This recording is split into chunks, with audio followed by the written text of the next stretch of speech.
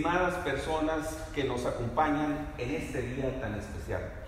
Sean todos y todas bienvenidas a este programa que presentamos en el marco del 150 aniversario de la Escuela Normal Miguel F. Martínez, centenaria y benemérita. Mi nombre es Juan Sánchez García y soy maestro decano de esta institución. Vamos a tener una charla amena sobre la historia de nuestra escuela normal con anécdotas especiales. Nuestro invitado es el maestro Gerardo Merla Rodríguez, docente egresado de nuestra institución en el año de 1964.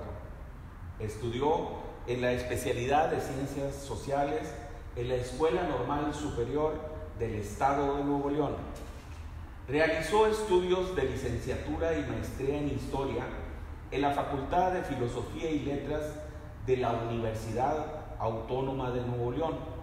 Además, tiene estudios en la especialidad de Geografía en la Escuela Normal Superior de México. Expresidente de la Sociedad Nuevo Leonesa de Historia, Geografía y Estadística. Entre sus publicaciones se destacan Monterrey, Integración Regional del Área Metropolitana 1940-1945, Nuevo León, Geografía Regional, Microhistoria de una Escuela Itinerante y el río Santa Catarina en el Valle de Monterrey. También es coautor de libros de texto de Geografía e Historia de Educación Secundaria. Fue catedrático de la Escuela Normal por cerca de 20 años. Es uno de los maestros más respetado y querido de muchas generaciones de estudiantes y colegas. Maestro Gerardo Merla, bienvenido.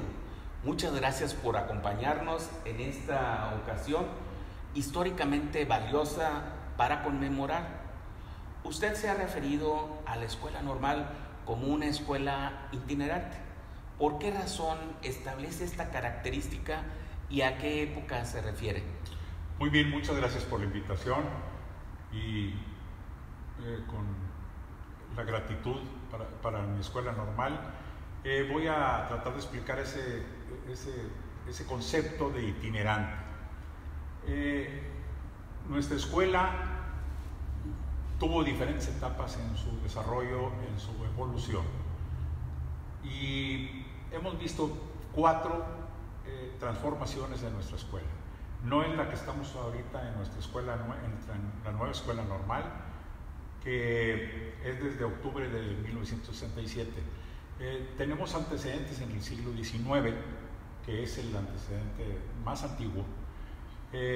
Despuésito de la fundación del decreto que da el gobernador Gonzalitos para crear la escuela normal desde 1871, ahí se crea en diciembre del 70, en el 23 de noviembre, pero empieza sus funciones en 1871. En la casa del primer director de esta institución, el licenciado Amado Valdés. ¿Qué era de esa institución de 19 alumnos en la calle de Puebla, como hoy se le conoce a Emilio Carranza, con Washington? Hay un viejo caserón donde existía la casa, todavía está, ahorita está en ruinas, y que fue la primer parte, el embrión de lo que es nuestra escuela normal.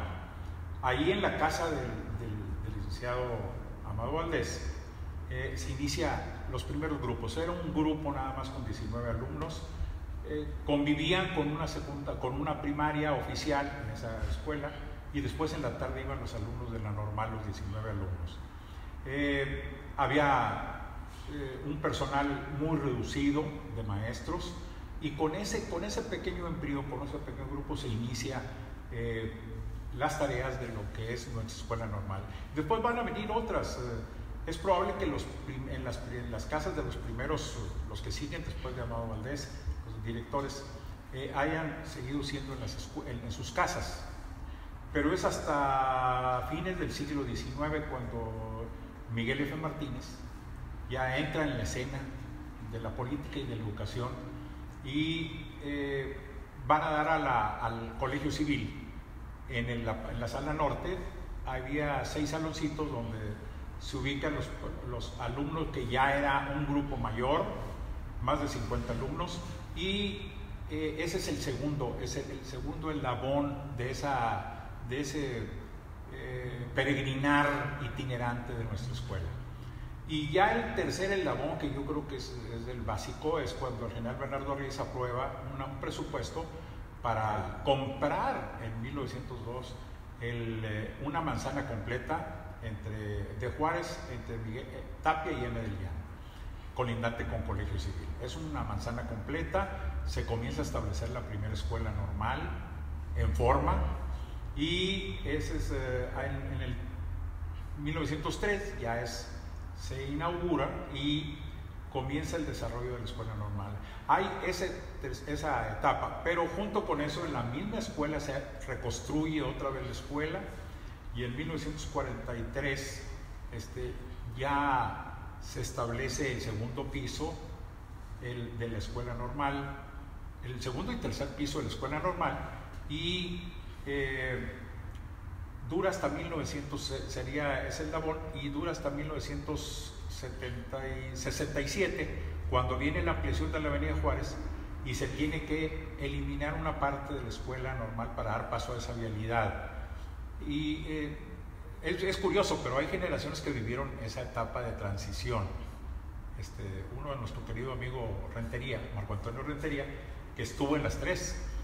Estaba la vieja escuela de Juárez y Tapia, los mandaron a la escuela Monterrey, en Calzada, y después se vinieron a la nueva escuela en 1967.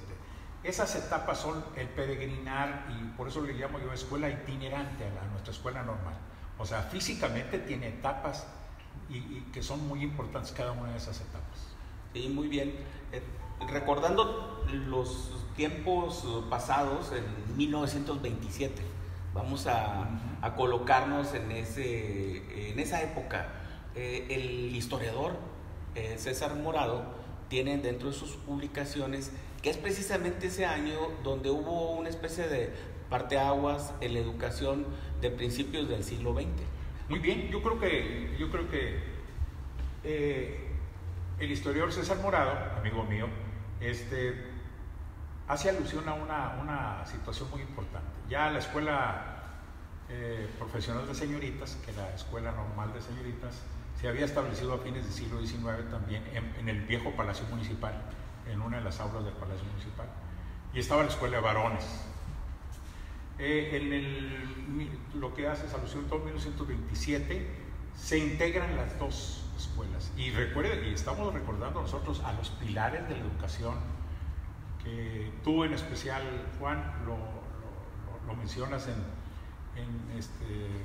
ese libro maravilloso que hicieron ustedes en 1904 sobre la escuela nuevo-leonesa, y donde tanto Miguel F. Martínez como Serafín Peña y como Pablo Olivas, el pedagogo Pablo Olivas, esa trilogía famosa, establecen eso. Uno era director de la normal de varones, otro el de las señoritas, y conjuntan a una escuela en ese viejo edificio creado en 1903, y todavía en mi época, en los años 60, tenía división.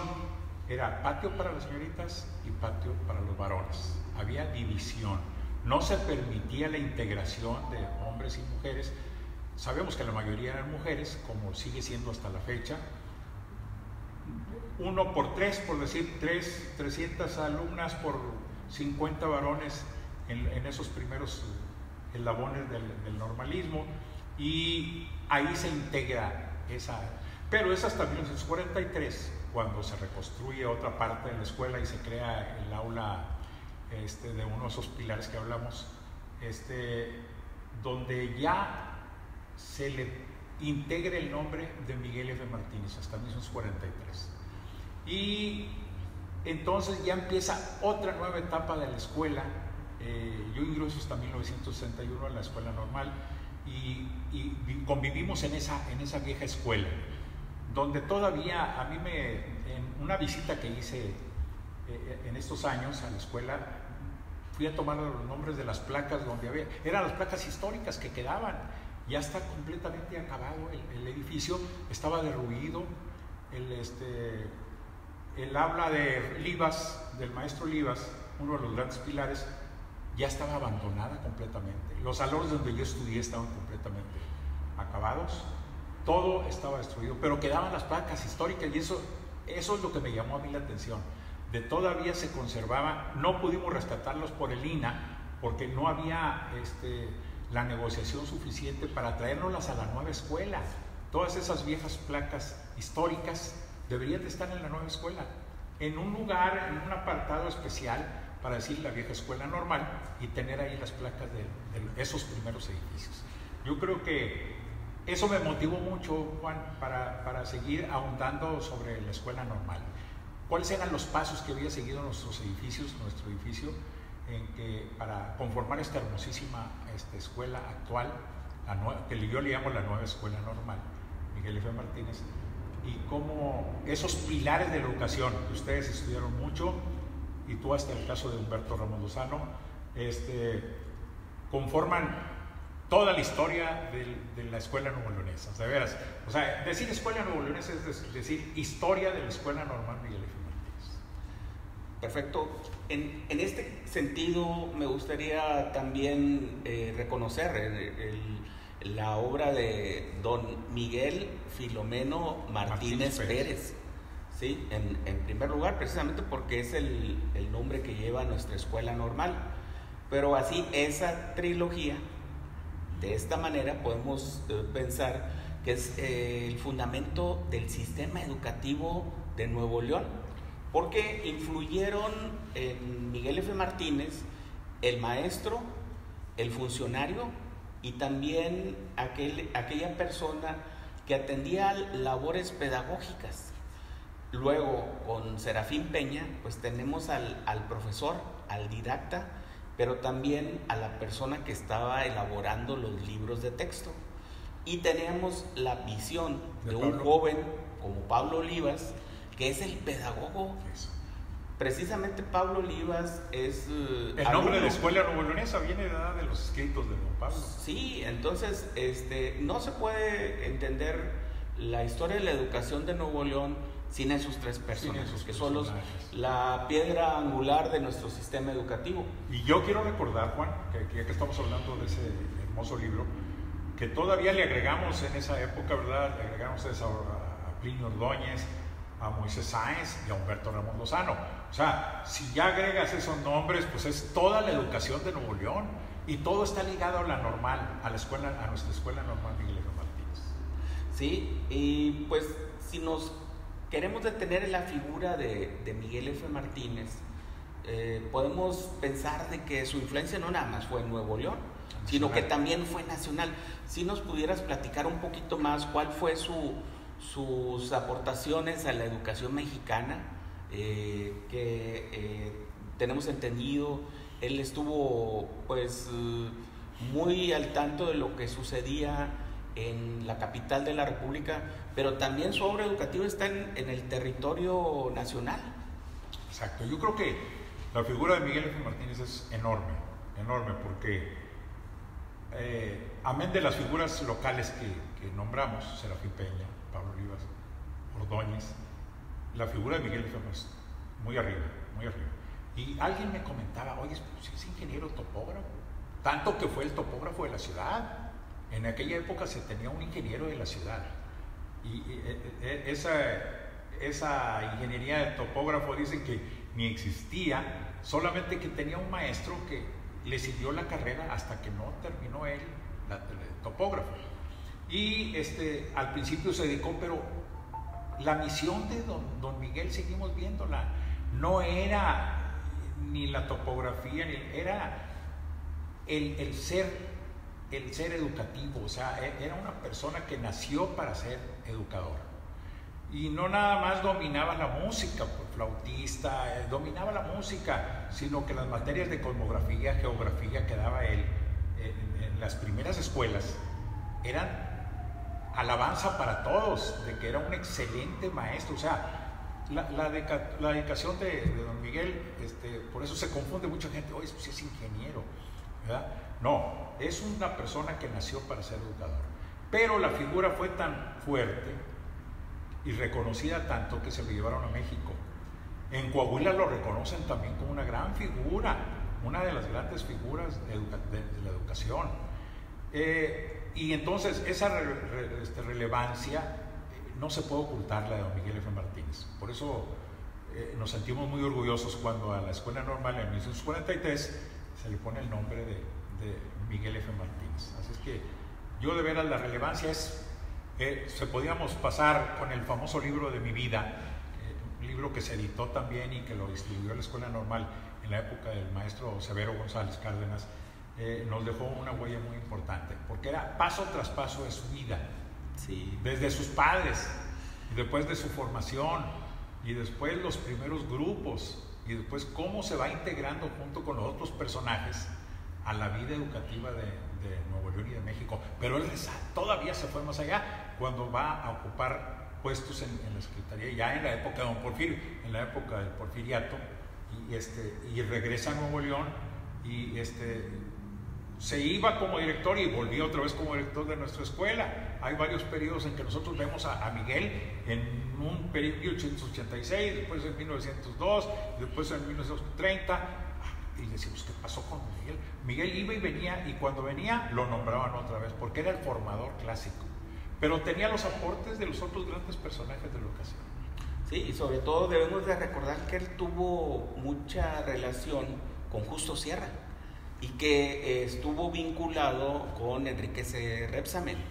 Entonces, don Miguel supo combinar la atención a la educación primaria, pero desde la formación de los entes. Podemos pensar entonces que realmente la práctica educativa es una interrelación entre la formación docente y lo que se está dando en la escuela primaria. Desde luego. Hay que recordar que en ese periodo de fines del siglo XIX era cómo conformar la educación. O sea, era lancasteriana, que había surgido a mediados del siglo XIX aquí en Nuevo León, tenía años en la Ciudad de México. Era necesaria para aplicarlo a una escuela del Estado, del gobierno, o una política educativa del Estado, no. Entonces, es hasta posterior a la lancasteriana de que surgen las escuelas, en este caso la escuela normal, y le va a dar ya pie a que el Estado intervenga directamente a la conformación de ese nuevo ciudadano, como parte de una integración nacional. Eso es muy interesante de don Miguel F. Martínez. Y por ejemplo, recordaremos que en ese tiempo de las escuelas normales, estamos hablando posterior a la Revolución Francesa, traen todo un bagaje cultural, identitario también, con la profesión de docentes, ¿sí? Las escuelas normales surgen como una profesión de Estado, por primera vez de un Estado moderno, y es precisamente aquí en Nuevo León que había muchas condiciones a finales del siglo XIX, en donde se estaba dando un gran auge tanto de la industria como también del comercio. Y la cuestión política, Juan, porque llega Bernardo Reyes, ¿verdad?, de Guadalajara, es originario de Guadalajara, el general Reyes, y él le da énfasis a toda esa estructura del porfiriato, ¿verdad? Esa estructura del porfiriato, donde una de las prioridades era la conformación del nuevo individuo, la conformación pedagógica, y entonces se encuentra el general Reyes con los personajes adecuados para ese tipo de intervención del Estado en la educación. Y yo creo que de ahí en adelante, en la educación normal, la preparación de docentes fue parte esencial de la vida institucional de nuestro Estado. Sí, definitivamente. Pasaremos a otra época un poco más reciente en cuanto a dos cuestiones que me gustaría preguntarte. La primera es la generación que es muy especial es la de 1961 y 64, ¿no? Donde yo soy de esa generación. Así es. ¿Qué podemos recordar de singular de esa generación? Y la segunda pregunta es, aunque hay algo que nos une, que es el sentimiento normalista, ¿qué es lo que nos da la identidad como parte de una institución educativa? Bueno, yo quiero recordar mi generación. Todas las generaciones son iguales, ¿verdad? Yo no distingo entre una y otra, y tenemos compañeros de generaciones antes o después de nosotros. Yo creo que la otra vez comentaba con amigos de generaciones que surgieron en el año 50, en los 60. En esa época la escuela normal estaba formada la mayoría por mujeres, y hubo gobiernos que tenían que traer en los pueblos para llevar hombres, traer varones a montar, y se les daba una cuota, les daban 100 pesos, 50 pesos para mantenimiento aquí en la ciudad mientras estaban estudiando. Y se va integrando poco a poco. La mayoría de mis compañeros no eran de Monterrey, la mayoría eran de los municipios aledaños, de Bravo, de China, de Villaldama, de Sabinas, y hicimos una conformación muy bonita de todos pero todos teníamos el mismo ideal, ¿verdad? Ser docentes. Y desde el primer año, Juan, de mi generación y lo que yo viví, a los 16 años, a los 17 ya estábamos dando clase. Fue un tipo de conformación muy importante, que no era verdaderamente las materias que llevábamos en la escuela normal, sino eran los directores o inspectores que nos tocaban. En el caso mío me tocó a Panchito Montemayor de Sabinas, excelente maestro, excelente inspector, y él nos decía: siéntate, les voy a explicar cómo es la materia tal, y empezaba el maestro. Entonces tuvimos esa enseñanza de nuestras aulas, de nuestros queridos profesionistas de la escuela normal, y de los que nos enseñaron más el camino de la docencia. Yo creo que de ahí es difícil decir vocación, pero en el momento en que vamos trabajando en las escuelas, va surgiendo ese amor al magisterio. El trato con los niños, el trato con los padres de familia, el trato con nuestros directivos, van a conformar a mí me dio mucho gusto una vez que Robles Zulaika, un compañero que convivimos en varias partes, me dijo: maestro, usted fue maestro mío en la primaria. Y saca una foto de su celular y dice: mire, aquí está usted y aquí soy yo, este niño que está allí. Me dio mucho gusto, porque de seguro que para que me haya recordado es que me recordaba bien como maestro, pero eran los primeros, los balbuceos de un maestro joven que llegaba, y donde entraba yo al aula estaban todos los padres de familia alrededor, yo en la colonia Estrella, ¿no? Figúrate, todas las mujeres lloren, los hombres, y yo parado ahí, porque el castigo era darnos primer año en la primaria, y como el maestro nuevo. Y después pensé que era al revés, debió haber sido el maestro más experimentado, el de las primeras letras. Pero aún así tuve que poner todo mi corazón para agarrarle las manitas a cada uno de mis alumnos y enseñarles a escribir las primeras letras y lloré. Ya estuve a punto casi de llorar yo junto con los padres de familia, ¿verdad? Porque estaba muy tenso los grupos, eran grupos de 60 alumnos. Entonces ahí surge, nos va alimentando, retroalimentando. Yo estoy de acuerdo, hay compañeros que me dijeron: no, yo siempre quise ser profesor desde que estaba en la secundaria. Principalmente maestras me dijeron eso. Dije: no, yo no. A mí me fue surgiendo poco a poco, y fui elaborando mi vida en base a que comencé a darme cuenta de lo trascendente que es el magisterio. ¿Por qué? Porque y no sé si lo comentas tú, Juan, en los libros, tú y tus compañeros coautores, el magisterio no se acaba de por sí, el magisterio es la vida, el proceso de la vida de nosotros, y vive con nosotros siempre, y eso es muy importante. Por eso cuando voy a alguna reunión me dicen: oye, hasta parece maestro de primaria. No, le dije: es que soy maestro de primaria, y los pongo a trabajar cuando voy a dar una charla, y los pongo es que no se te olvida, porque es la vida de nosotros. Es bien interesante. Sí, algo que viene siendo también una fuerza importante en el normalismo es la práctica pedagógica. Y en el caso de ustedes... Eran 2 años. Eran 2 años. No era el primer año nada más y después nos íbamos al aula. Y nos veníamos en la tarde a la escuela normal. Entonces, después de la escuela secundaria, ustedes entraron a la normal con 15 años. 15, pues sí, yo entré a los 16 o los 15, 16, y al siguiente año ya estábamos trabajando en el aula. Entonces, eso es muy especial. Y 2 años estuvimos como docentes en la práctica pedagógica. Podemos pensar que es un rasgo distintivo de la escuela normal y particularmente de Nuevo León, porque sabemos que en otros estados no tenían la misma facilidad de que pudieran practicar en las escuelas. Y en aquel tiempo, y hasta 1984, por decreto presidencial, entonces la escuela normal va a formar parte de educación superior. Exacto. Pero antes solamente el antecedente era la secundaria. Exacto. Y posteriormente ya se pedía el bachillerato, que inclusive, ¿recuerdas, Merla? Que aquí en la escuela normal tuvimos un bachillerato pedagógico. Sí. De 3 años. De 3 años el bachillerato pedagógico. Entonces, algunos de nuestros egresados estudiaron durante 3 años aquí en la escuela normal y 4 años de licenciatura. Era muy largo el periodo, de veras, era largo el periodo.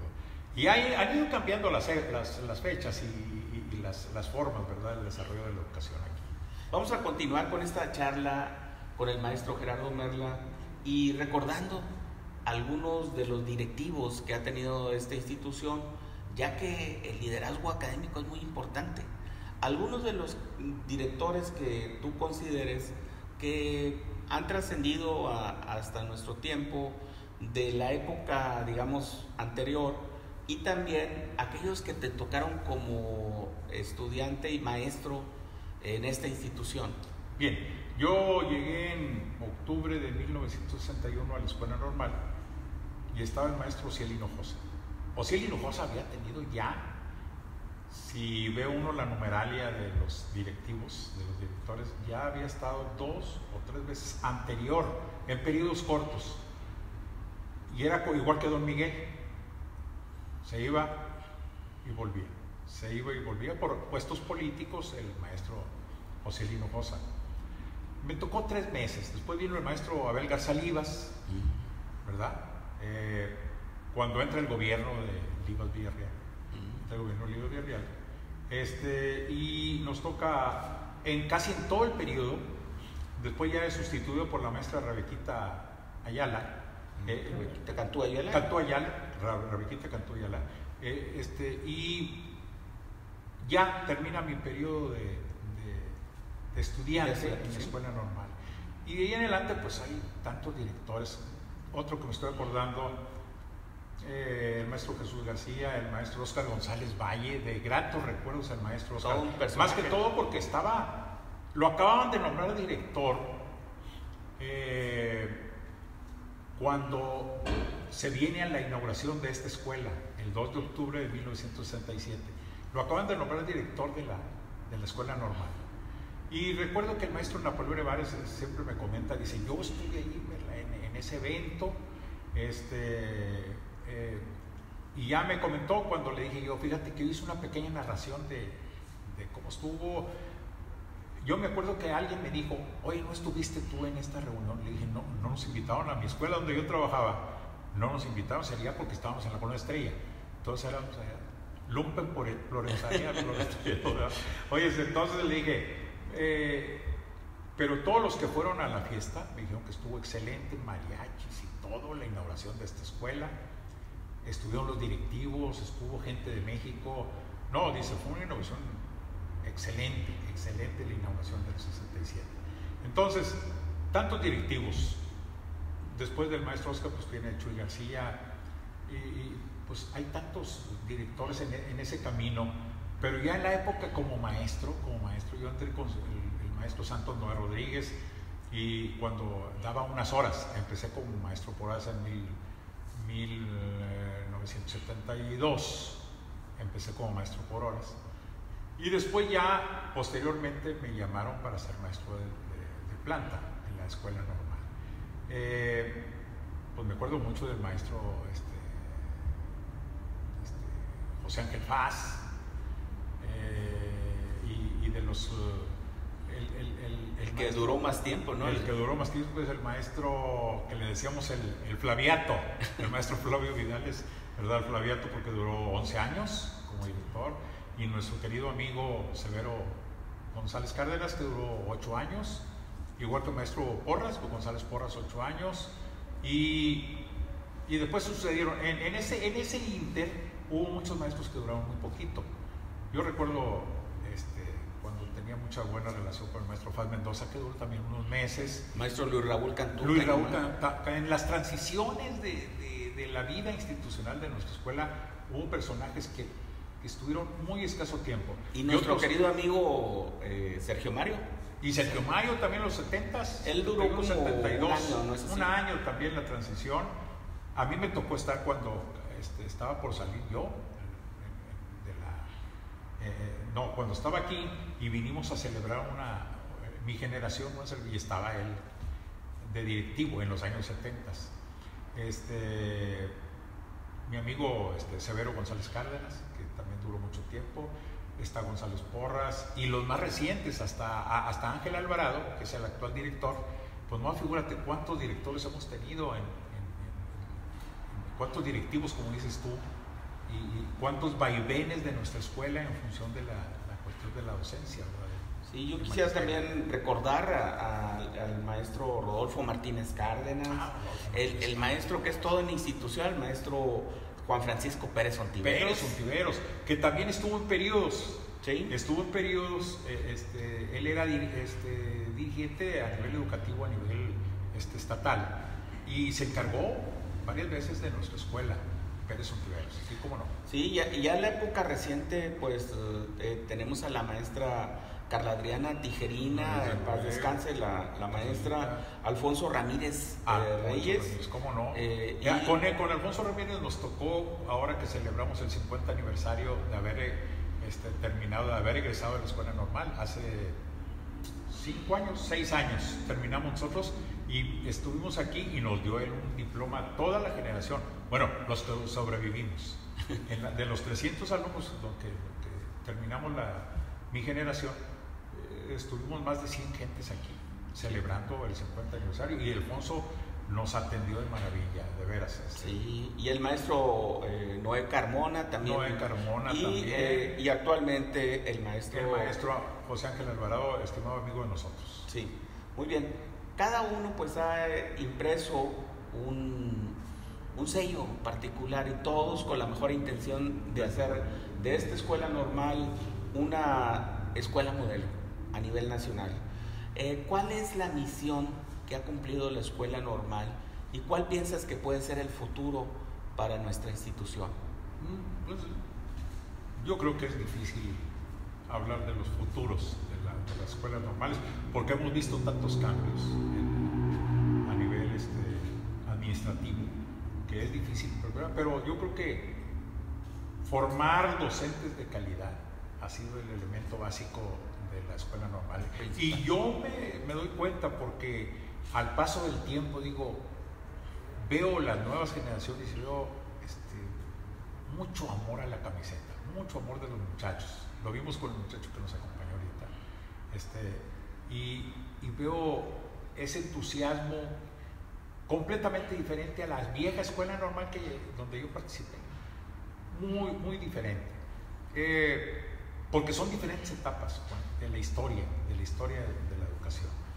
Y entonces yo siento que ese ímpetu de las administraciones de crear los mejores maestros del país es un ímpetu bien, bien importante, y que todos los directivos deben de tener presentes, de crear el mejor grupo docente del país. Y si va uno, yo he ido a muchas escuelas normales de otras partes, y yo veo que aquí es un estado con mucha iniciativa para crear ese tipo de nuevos maestros. Entonces, cada generación es diferente, ¿no? Pero también cada generación tiene su propia historia. Y esta historia que también tiene una liga con el porvenir. Desde luego. Y sin lugar a dudas, es también producto de un contexto histórico particular. que también podemos recordar las juventudes de los 60 que eran con mucha raigambre social, con un gran espíritu, la de los 70, los 80 con grandes transformaciones, los 90 empiezan con mucha cuestión tecnológica, innovadora. Y ahí la de tecnología ya entra a cambiar el modo, la conformación de unas nuevas generaciones bajo el símbolo de la tecnología, que es diferente, que es completamente diferente a los viejos egresados de la escuela normal y de la vieja escuela normal. Mencionaste algo que es muy valioso, decir que la profesión es una carrera de vida, que cuando uno está en la sociedad, en cualquier ámbito familiar, académico o simplemente conviviendo con otras personas, se destaca la figura de un maestro. Pero también llega el momento de tomar una decisión, que es precisamente la jubilación. Y yo recuerdo que hace tiempo, cuando tú formabas parte de esta institución como coordinador del turno vespertino de licenciatura de educación, ¿sí?, junto con el maestro Luis Gonzalo Villarreal, un gran amigo nuestro, muy gran amigo, ¿sí?, ya desaparecido, tomaron la decisión de jubilarse. Y jubilarse es precisamente establecer el júbilo por el deber cumplido, ¿no? Yo quisiera, si me permites, leer un poema que precisamente les escribí a ustedes dos, que se llama Jubilación. Después de un tiempo te miro y me alejo, me siento como el buen vino, con su aroma, sabor añejo, porque siempre me entregué sin condiciones, porque nunca renuncié a mis convicciones, porque disfruté lo conquistado y nunca me gustó haber fallado. Hoy agradezco por todo el pasado, porque me ayudó a compartir lo conocido. Hoy doy gracias a la vida por la dicha de haber cumplido. Ante el futuro, ahora busco vivir con más ganas y alegría. Cada mañana siempre reconozco la grata sensación de tener un nuevo día. Bravo, muy bien. Esto lo escribí allá en febrero de 1993 y precisamente lo dediqué con mucho cariño para ti y para el maestro Luis Gonzalo Villarreal, que se nos adelantó en el camino, pero que siempre está dentro de nuestros corazones, de nuestra mente. Creo que esto es válido, Merla, para todos aquellos que disfrutan la jubilación, porque debe ser un disfrute, ¿no es así, Merla? Yo con toda plenitud así lo concebí la jubilación. No nada más seguir en otros ámbitos como yo en la universidad y después viajando por todo el mundo, ¿verdad? Pero siempre lo he visto de esa manera. No es retirarte e irte a una esquinita a esperar que llegue la muerte, sino es antes todo lo contrario, es gozar la vida. Para cerrar este programa tan especial, maestro Merla, sabemos que tú eres un gran cantante. Gracias. Qué mejor que nos deleites con una joya musical que nos evoca precisamente el significado del tiempo, de Renato Leduc, por ejemplo. Excelente. Aquel poeta de Tlalpan que escribió un soneto muy singular. Se llama realmente Aquí habla del tiempo perdido, que como dice el dicho, los santos lo lloran. Nos acompaña para esta pieza musical el maestro Carlos Omar Villarreal Moreno, de la generación 100, 1979-1983, y también el alumno normalista Gerardo de León Soto, del séptimo semestre, generación 2017-2021.